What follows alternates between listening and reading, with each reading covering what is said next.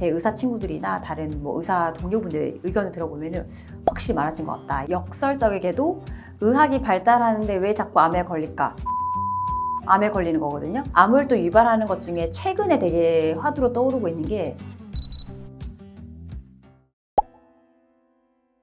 역설적이게도 의학이 발달하는데 왜 자꾸 암에 걸릴까? 사실 이거는 거꾸로 말하면은 의학이 발달해서 암에 걸리는 거거든요. 무슨 말이냐? 의학이 발달하니까 오래 살아서 암에 걸리는 확률이 올라가는 거예요. 암의 제일 큰 원인은 나이가 맞아요. 나이가 맞는데 이거는 우리가 어떻게 할 수 없잖아요. 나이를 뭐 어떻게 거꾸로 먹을 수는 없고. 그러니까 노화의 끝판왕. 이 결국엔 암이거든요. 너무 오래 살다 보니까 암에 걸릴 찬스가 올라가는 거라서 오래 살수록 그냥 나는 거의 암으로 죽는다. 왜? 암은 결국 정상세포가 늙어서 돌연변이를 제거하지 못하는 바람에 면역 체계가 떨어지면서 암세포가 태어나고 그래서 암에 걸리는 거기 때문에 의학이 발달하면 발달할수록 암 환자는 늘어날 수밖에 없어요. 그 다음은 뭐냐? 내 스스로 내가 항상 만들 수 있는 요인, 즉 이제 나쁜 생활 습관, 나쁜 음식 이런 것들이 이제 암에 걸리게 만들기 때문에 나이를 먹는 건 어쩔 수 없다 치더라도 그 확률을 조금 더 줄이기 위해서는 스스로 노력하는 게 내가 할 수 있는 최선의 방법이고요. 암을 또 유발하는 것 중에 최근에 되게 화두로 떠오르고 있는 게 백신이거든요. 그래서 코로나 백신이 되게 말이 많은데 19년도 말에 이제 발병을 해서 20년도에 이제 거의 전 세계를 휩쓸었잖아요. 그래서 그때부터 이제 전 세계 제약회사들이 이제 막 열심히 백신을 만들어가지고 이제 접종을 막 시작을 했죠. 근데 사실 이게 너무 단기간에 빠른 속도로 아주 완벽한 임상시험을 거치지 않고 만들어진 백신이다 보니까 암 발병률이 그 코로나19 이후에 많이 올라진 건 사실이거든요. 그래서 이거랑 관련 있지 않나 하는 그 카더라라는 가설이 굉장히 많아요. 근데 사실 저도 이거는 이제 뭐 비공식적으로라도 제 의사 친구들이나 다른 뭐 의사 동료분들 의견을 들어보면은 확실히 많아진 것 같다. 이게 백신 때문이 아니냐. 우리끼리도 말을 하긴 해요. 솔직히 말해서. 그리고 실제로도 혈관 관련해서 혈액암이라든지 이런 그 암과 질환들이 조금 증가하는 건 맞긴 한데 아직까지 완벽하게 나온 연구가 지금 없는 상황이거든요. 왜냐면은 이에 대해서 완벽한 연구가 나오려면은 보통은 최소 이제 10년은 잡아야지 진짜로 이거는 믿을 수 있는 연구다.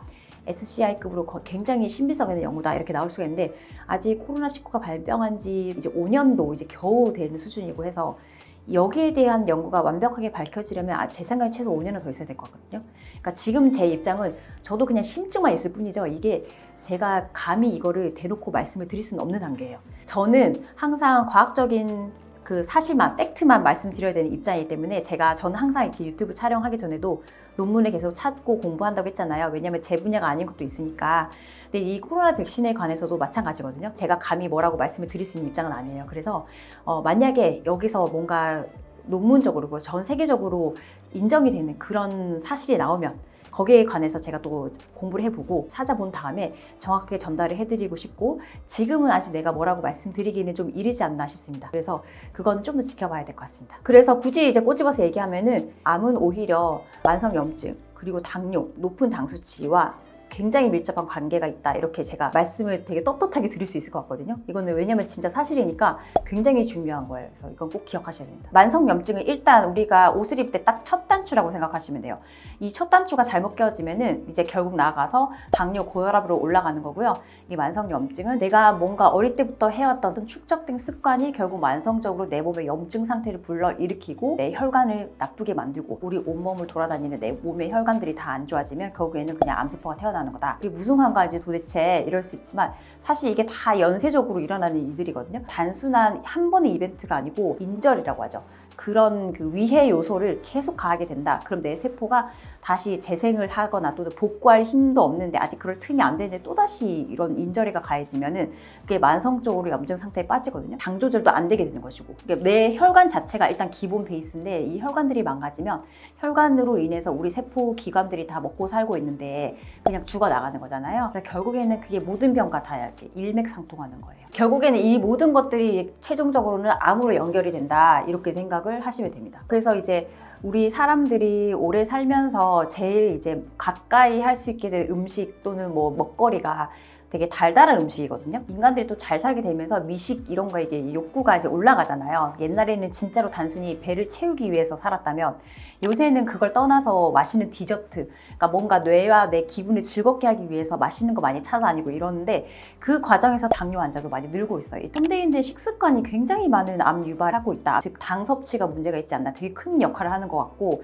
그다음 플러스 이거는 필수 불가견의 관계인데 당하고 만성 염증은 진짜 둘이 짝꿍이거든요. 그 둘은 서로 빼놓고 말을 할 수가 없어요. 그러니까 만성 염증이 계속되면 결국엔 당이 올라가고 당뇨가 걸리는 거라서 이거 자체를 되게 조심하셔야 돼요.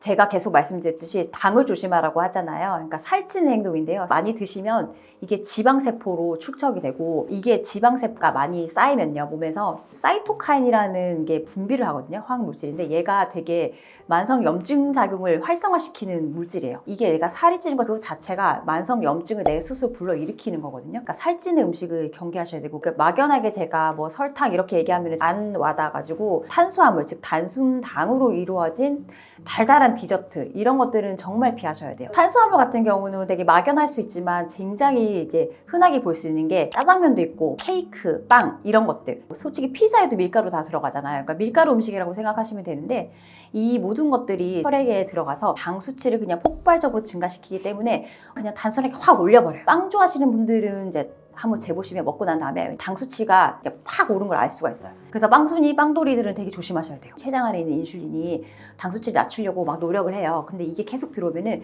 얘네들 지쳐서 나가 떨어지거든요.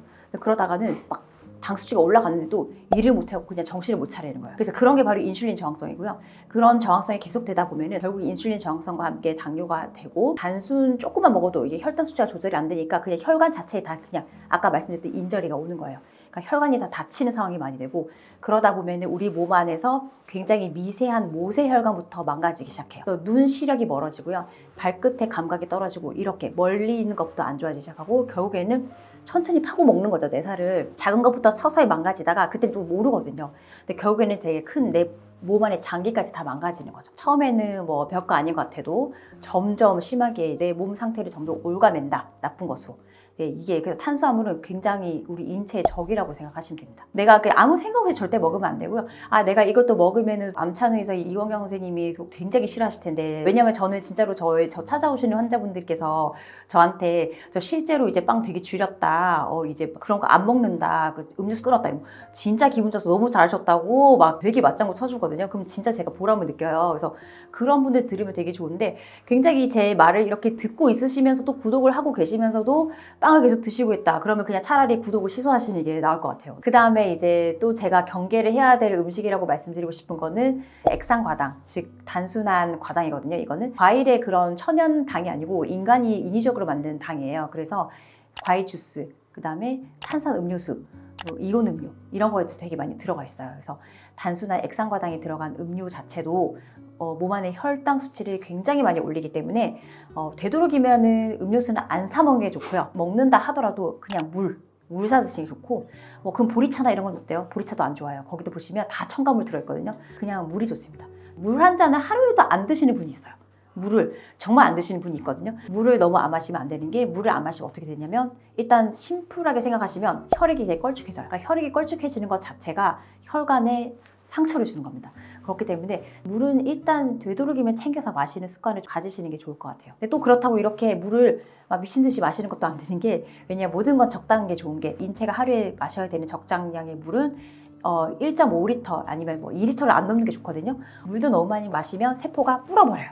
세포가 너무 불어서 터질 정도로 마셔버리면 세포가 감당을 못해서 더 부작용이 생길 수 있기 때문에 물도 적정량. 또 이제 이렇게 말씀을 제가 또 드리면은 어떤 분은 심지어 쫄쫄 굶는 분이 또 있어요. 암에 걸릴까봐. 그러면 절대 안 되는 게 예를 들어서 너무 무리하게 안 드신다. 내 근육이 손실이 되기 시작하거든요. 근데 우리 몸 안의 근육은 굉장히 중요한데 제가 지방세포에서 사이토카인이라는 그 염증을 일으키는 물질을 분비한다고 했는데 근육세포에서는 그거에 대항하는 마이오카인이라는 물질을 분비해요. 근데 얘 같은 경우는 항염작용을 하기 때문에 만성염증에 대항할 수 있는 굉장히 좋은 물질을 분비하거든요. 그래서 많은 분들이 다이어트를 할 수가 있는데 또는 뭐 혈당 관리하려고 굶으실 수가 있는데 절대 그러시면 안 되고 적정한 양의 단백질은 꼭 섭취를 하셔가지고 그렇다고 또 제가 이렇게 말씀드리면 단백질만 또 드시면 안 돼요. 이런 데는 또 콩팥에 무리를 주는 행동이거든요. 그래서 뭐든지 적당한 게 좋습니다. 그래서 어쨌든 무리한 다이어트는 하시면 안 됩니다. 가공육 같은 경우도 되게 마찬가지인 게 이 가공육 안에는 제가 계속 말씀드렸지만 첨가물질이 일단 많아요. 발암물질들이 많기 때문에 이거를 먹는 순간 그냥 내 세포들은 발암물질에 노출이 되는 거잖아요. 내 몸의 세포들에 위해를 가하는 거라서 세포들의 수명을 단축시킨다. 어느 정도 것은 괜찮지만 붉은 고기도 마찬가지고 가공도 마찬가지고 붉은 고기는 하루에 100g 이상 안 드시는 게 좋아요. 근데 저는 그래도 50g만 드셔라 최대 이렇게 말씀을 드리고 싶은데 어쨌든 간에 되도록이면 붉은 고기랑 가공육은 조금 자제하시는 게 좋습니다. 그리고 또 하나가 이거는 예전에도 장수치를 나도 모르게 올리는 습관이라고 제가 다른 영상에서 말씀드린 적 있었거든요. 근데 이게 양치질을 많이 안 하면 당뇨에 걸릴 확률이 높다. 반대로 양치질을 하루 3번만 해도 당뇨에 걸릴 발병률이 8% 이상 낮아진다라고 연구가 나온 게 있어요. 당뇨랑 되게 은근히 밀접한 관계가 있는 게 그게 이제 왜냐면 저희 모교에서 나왔던 발표여가지고 저도 되게 기억에 남는 논문이었거든요. 그게 무슨 상관인지 할 수가 있는데 왜냐면은 양치질을 안 하게 되면 입속의 환경이 안 좋아지거든요. 치주염이나 치주질환 같은 게 생길 수가 있고요.